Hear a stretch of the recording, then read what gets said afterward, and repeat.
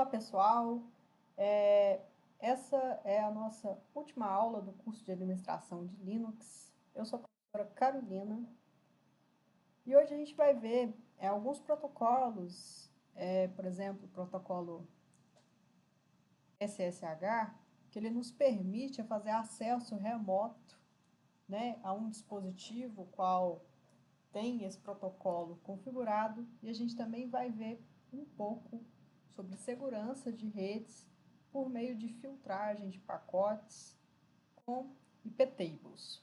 Mas vamos lá. O protocolo SSH ele é utilizado para a troca segura de dados entre dois computadores através da internet. Então, a gente usa o SSH e configura ele para a gente conseguir fazer um acesso remoto a um determinado servidor ou uma determinada máquina Linux por meio desse protocolo. Ele protege a privacidade e a integridade das identidades, arquivos transferidos, né? Encriptando essas informações de ponta a ponta entre origem e destino. O servidor SSHD é um daemon responsável por implementar o protocolo SSH em um computador e ele pode ser instalado com os seguintes comandos. Se a minha distribuição Linux for o CentOS, né, Fedora, eu vou usar aí sudo dnf install open ssh server, mas se eu tiver numa distribuição aí que é baseada em Ubuntu ou Debian, ao invés de usar esse comando aqui de instalação, eu vou usar esse aqui, que é o apt install. Então, a gente pode verificar se o servidor está executando, se eu instalei ele, né, numa distribuição Fedora ou CentOS, por meio desse comando aqui, que é systemctl,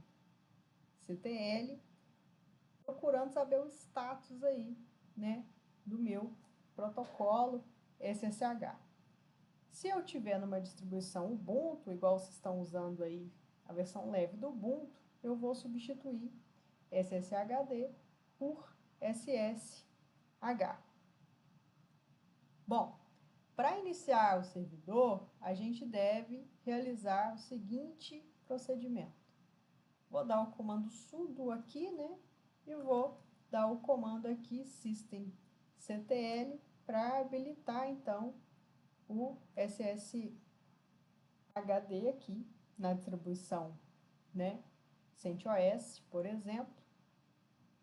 Depois disso, eu vou dar um sudo system start e se eu for usar, né, o meu SSH, o meu serviço, o meu servidor SSH em distribuições Ubuntu, a gente tem que lembrar só que a gente tem que tirar esse Dzinho aqui no final. A porta padrão utilizada pelo protocolo SSH é a porta 22. Mas o que é essa porta? Olha só, na arquitetura TCP/IP, quando a gente estuda as camadas, existe uma subcamada que está entre a camada de aplicação e a camada de transporte, que é chamada de socket. E lá no socket a gente vai informar a porta de acesso a um determinado serviço.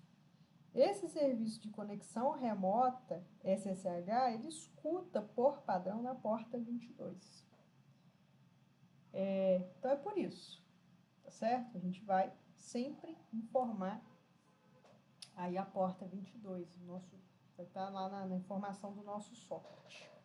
Em seguida, a saída obtida agora, quando verifica o status do serviço, né? Então, aqui a gente tem uma telinha para a gente ver aí o funcionamento. Por exemplo, ó, que aqui um determinado IP está usando a porta 22 para fazer, então, aí, acesso remoto. Finalmente, a gente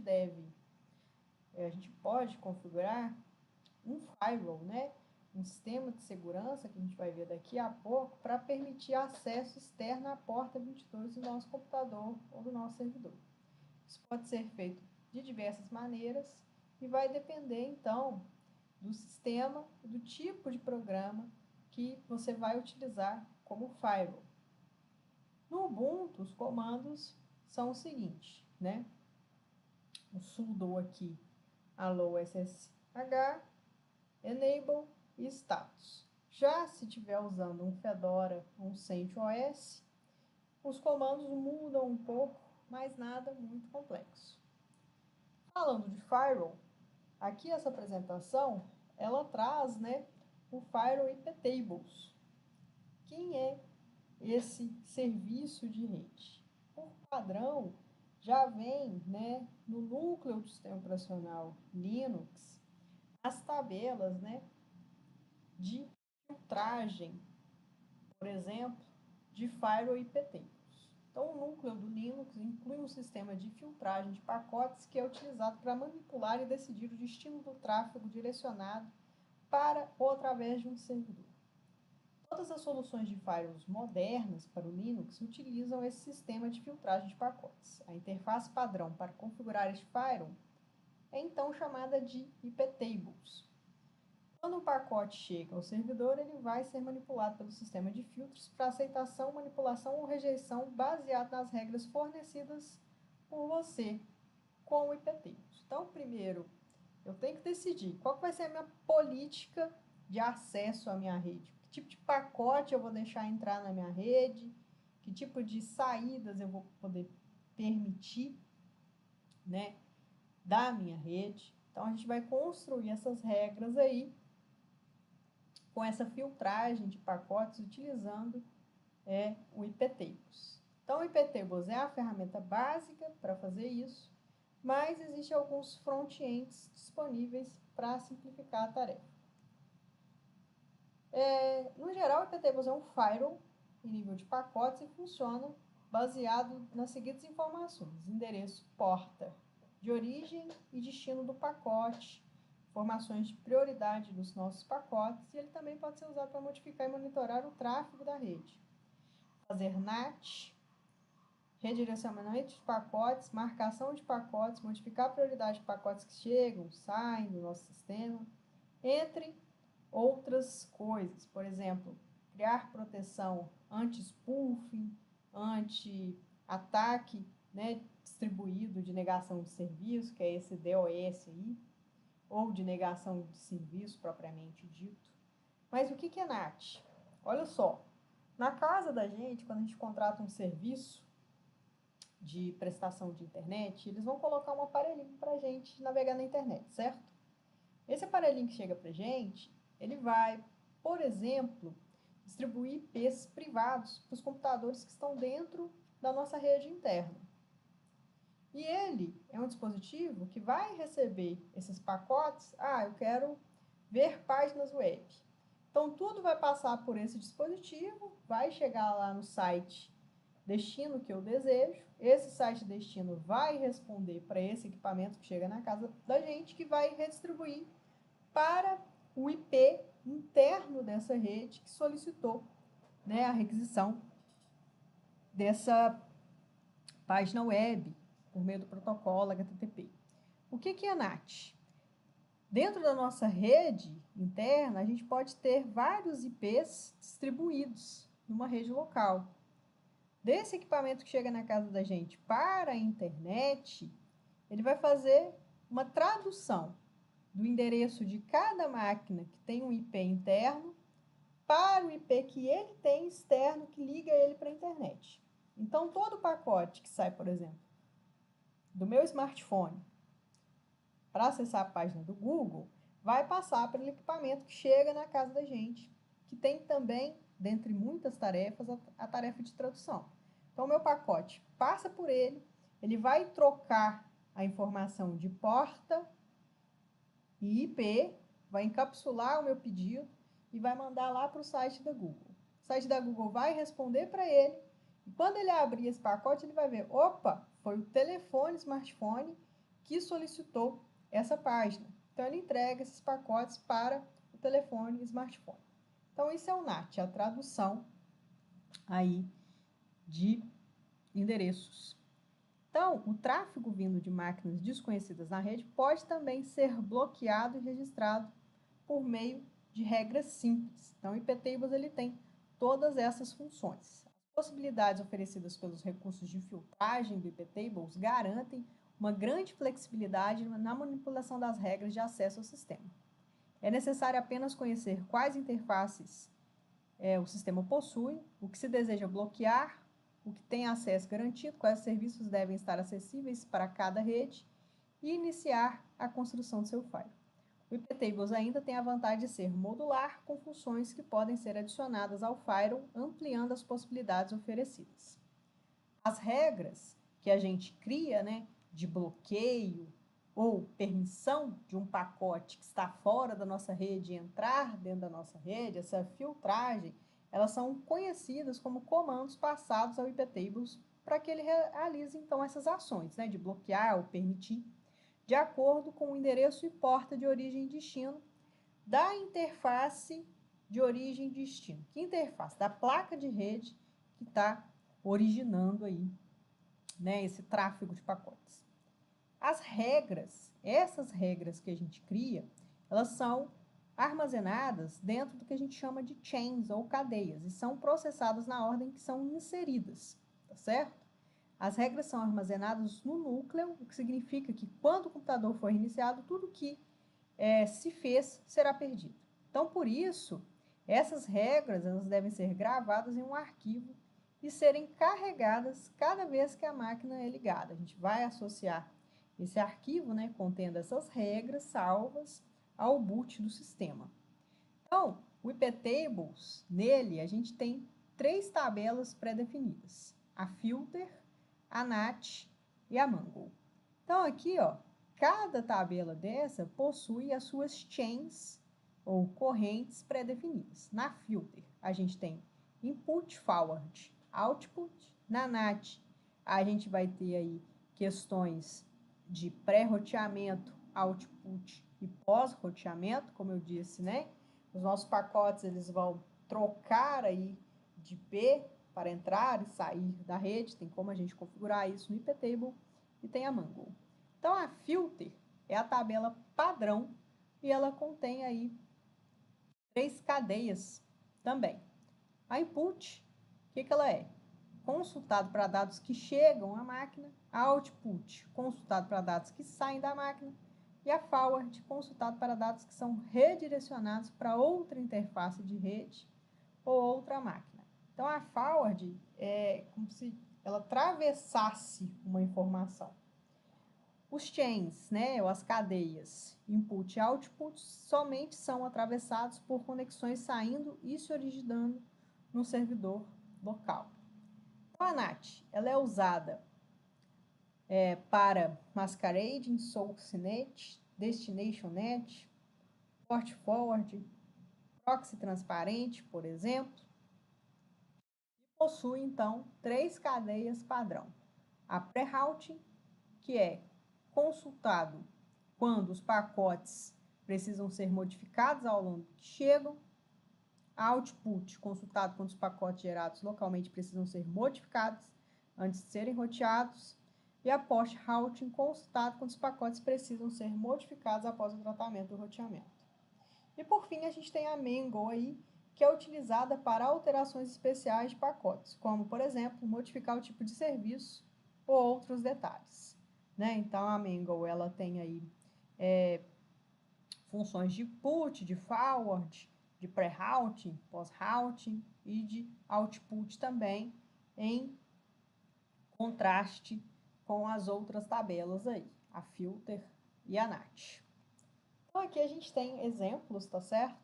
De sintaxe aí para usar o iptables. Então, eu posso dar um sudo iptables -t table -d, a chain, a cadeia, e a regra que eu quero, então, inserir.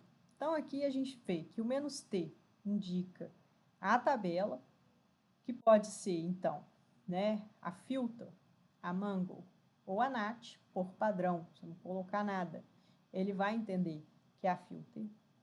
"-d" maiúsculo remove a regra, "-l" lista as regras, "-e" inicia os contadores, "-f" apaga as regras e "-a" acrescenta uma nova regra. E aí a definição das regras, existem muitas definições, isso é muito complexo, tem muita informação na literatura que vocês têm que procurar, mas a gente tem algumas opções aqui. Por exemplo, quando eu uso um "-p", minúsculo, eu estou indicando um protocolo na minha regra. Por exemplo, eu quero bloquear, tá certo? Pacotes de ping. Eu não quero aceitar que um outro dispositivo faça um pacote e envie um pacote de descoberta para o meu IP do meu servidor. Então, eu vou bloquear, por exemplo, vou passar um "-p" e "-p". Então, eu tenho aqui src, endereço de origem, dash para endereço de destino, "-i", a interface de entrada, "-o", a interface de saída, essa interface é a placa de rede de entrada ou saída, S-port é a porta de origem, protocolo de transporte que eu estou usando, né, na arquitetura TCP, para transportar a minha informação. Ou pode ser o TCP, que é orientado à conexão, ou pode ser o UDP, que é um protocolo mais leve, usado para multimídia, por exemplo, para vídeo. E eu tenho deport para porta de destino, tá certo? Então, olha só. A gente também tem uma opção importante, que é o "-j", ele faz um jump para a ação ser executada caso o pacote corresponda a padrão definido pela regra. Então, a gente tem algumas ações que estão atreladas aí nas nossas regras. A gente pode aceitar com accept, a gente pode fazer um drop, tá certo? Mesmo que o pacote chegue, ele é descartado, ele pode ser automaticamente rejeitado, não quero receber pacotes de jeito nenhum. Na minha rede eu tenho aí também o log. Então, accept, drop e reject termina a avaliação sequencial dos elos das cadeias. Então, agora a gente tem aqui alguns exemplos. Por exemplo, eu quero limpar as regras da tabela NAT do iptables. Então, eu dou o comando iptables-t NAT -f, vou limpar tudo. Se eu quiser listar, eu posso usar o comando iptables-t filter -v minúsculo e -l. E se eu quero zerar os contadores, eu vou dar um iptables-e maiúsculo. Então, aqui a gente tem um exemplo, que eu quero rejeitar acessos do protocolo HTTP ao próprio roteador vindos da placa de rede aí a ETH1. Então, eu vou dar aí o comando iptables-a input -i de quem? Da ETH1 -p é o protocolo de transporte que o HTTP usa, e eu estou também passando aqui a porta que o HTTP usa por padrão, que é 80. Então, estou fazendo um drop, rejeitando aí pacotes, certo? Se eu quiser, então, aceitar pacotes vindos da interface ETH1 para um determinado computador que tem o endereço IP 146.164.92.15, desde que a porta destino seja a porta 80. Então, eu vou dar o comando iptables-a, o forward, para atravessar esse pacote aí, tá certo? Pela ETH1, via o protocolo TCP na porta 80, para esse host que tenha o IP aqui que a gente configurou, 146.164.92.15. Estou aceitando, então, pacotes vindos da interface ETH0 da porta 80 para este IP. E se eu quiser, então, aceitar os pacotes roteados da interface ETH1 para a interface ETH0, gerando um log, um registro, né, desses pacotes. Então, eu posso fazer uma regra, que é a iptables, né? Eu estou adicionando aqui uma regra do tipo forward -i da interface ETH1 para a interface ETH0 do tipo log. Bom, como eu disse, né, as regras, se a gente precisa gravar essas regras em um arquivo, então, como que a gente faz isso? Lá em /etc, a gente tem o arquivo iptables save, tá certo? E se eu der aqui o comando de restore, ele vai pegar e ler esse arquivo e restaurar as regras iptables que foram salvas, tá certo? Então, este arquivo, eu preciso colocar ele como um script na hora que eu for iniciar a máquina. Bom, falar um pouquinho agora de NAT com iptables, né, que é aquela tradução de endereços de rede. Então, isso é feito para eu configurar o endereço de duas redes. Então, eu vou fazer a interface externa. Ela pode ser configurada dinamicamente via o protocolo DHCP e a interface interna por meio de endereço fixo. O endereço da rede interna normalmente vai seguir essa RFC aqui, 1918, que é como a gente endereça redes locais, né? A gente tem o IP aí 192.168, a gente tem o IP 10, e a gente tem que, então, editar o arquivo sysctl.conf e colocar regras aqui de forward para pacotes versão 4 e pacotes versão 6 do protocolo IP. Depois disso, eu vou executar o comando sysctl-p. Olha só, nesse comando aqui que a gente está vendo, ó, iptables-t-nat, e eu estou criando uma regra de post routing, tá certo? Para esse endereço de rede aqui, o comando, ele assume que a rede privada, a rede interna, dentro do firewall, tem o endereçamento configurado no 192.168.0.6/16 e que sua interface de rede externa é a TH0. A sintaxe, então, como é que a gente lê, né, essa regra aqui que a gente está inserindo aí no iptables para fazer NAT. Menos TNAT é que a regra está sendo aplicada na tabela NAT do iptables. Menos A, OSRouting, é que essa regra ela deve ser adicionada à cadeia OSRouting. Menos S, passando o IP aí da minha rede, né? 192.168.0.0/16, a regra se aplica ao tráfego originado da rede especificada, essa rede aí. Menos O, ETH0, a regra se aplica ao tráfego que sai e vai ser roteado pela interface de rede externa. E o menos J masquerade faz o NAT para endereços dinâmicos. Adicionalmente, para esse comando funcionar, a gente precisa, né, enviar os pacotes da regra para a cadeia forward, para atravessar, então, esses pacotes aí.